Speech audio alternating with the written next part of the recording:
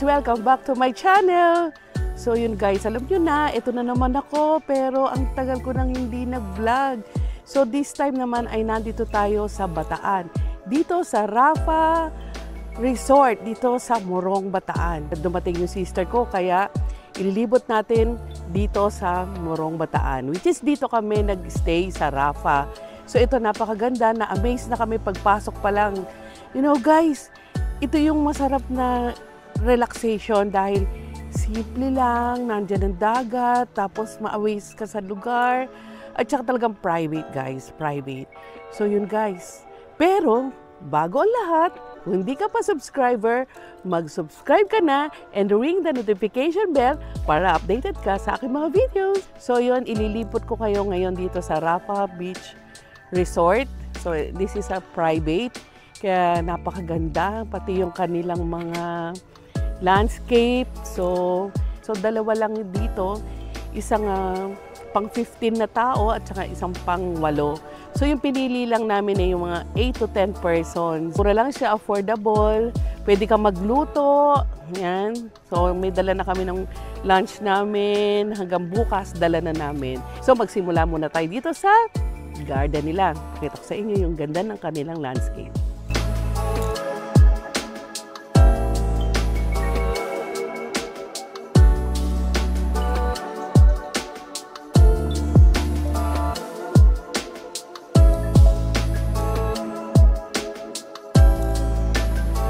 So yun guys, andito lang ako sa kanilang kabana dahil relax lang muna dahil habang nagluluto yung aming kasamahan.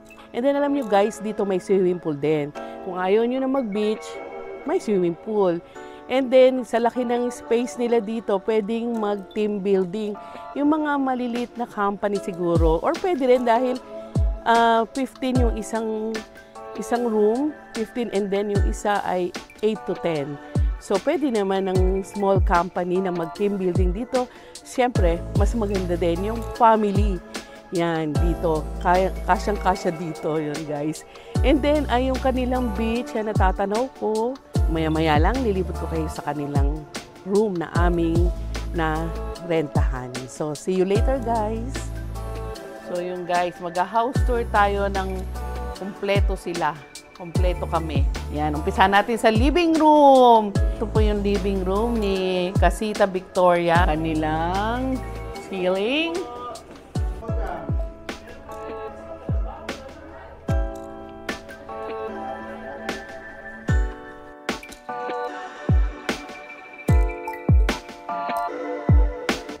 So yun guys, nakita ninyo yung living room and then yung dining at saka yung restroom.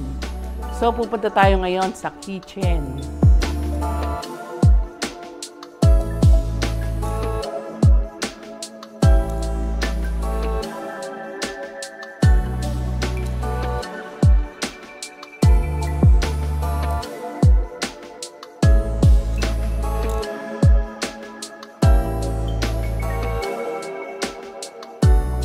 So yun guys, yan yung kitchen, yan yung pinakita ko sa likod ko, ayan. And then papasok naman tayo ngayon sa room. Dalawa yung room nito.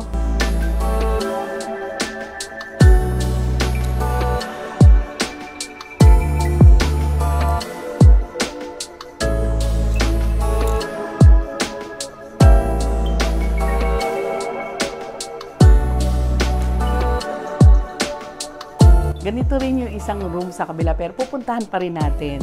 So yun, nakaka-amaze naman dahil parang hotel. Parang hotel ang kanyang ayos.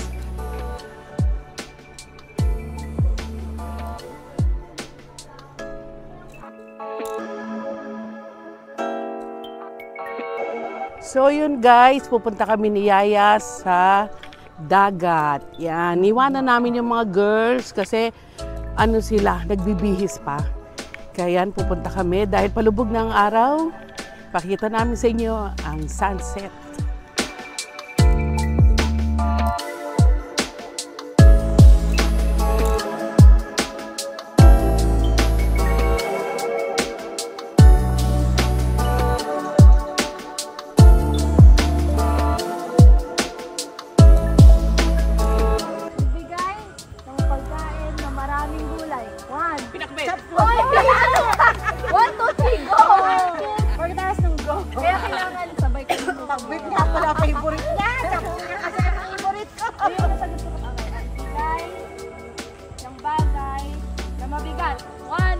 2, 3, go! Bato!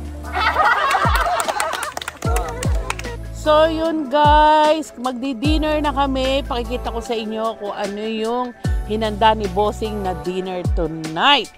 So yun, dito kami kakain sa labas. Nasa long table sila. Tingnan natin kung ano yung pagkain. Chicken, liempo, at saka crispy pata, vegetable salad, at tilapiyang inihaw. Talapia. Not tilapia, talapia. Kinorek pa yung mali eh. Yun. Kinorek pa yung tama pala.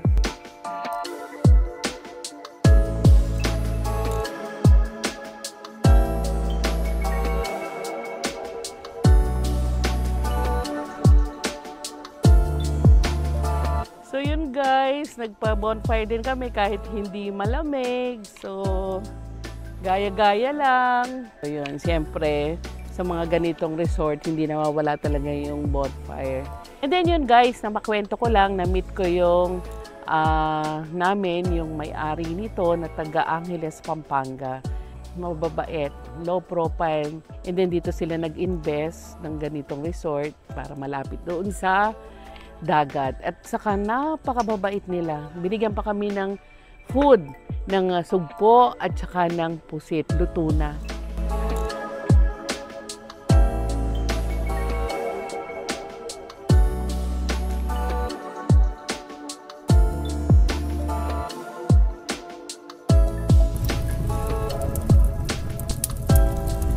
Morning na, it's time to go home na. Natapos na ang aming overnight stay dito sa Rafa Villas and Resort dito sa Morong, Bataan. Share ko lang yung aming na-experience dito sa Rafa. So all the staff at saka especially doon sa may-ari, napakababait nila, napaka-accommodating nila. So yung mga staff nila anytime, laging nakasupport sa amin. Kung meron kaming request, gagawin nila. And then ayaw nila kaming paggalawin. Kung may imamap kami, may lilinisin kami. So lahat sila nakasupport sa amin. So wala na kayong gagawin dito dahil ang mga staff ay laging nakaalalay sa mga guests nila.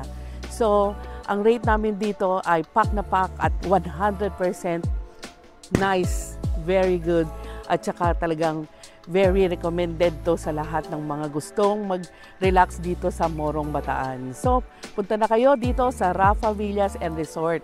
Napaka relaxing. Talagang hindi kayo magsisisi at sulit na sulit ang inyong ibabayad. So, thank you sa may-ari, kala Ma'am Karen. Thank you so much sa food at saka dito sa inyong place na napaka-sure na marerelax ka. That's it guys. Kung sana nagustuhan ninyo ang aking vlog dito sa Morong, Bataan. Thank you sa inyong pagbibisita sa aking mga video. Sana huwag kayong madadala kahit simpleng-simple lang itong aking vlog.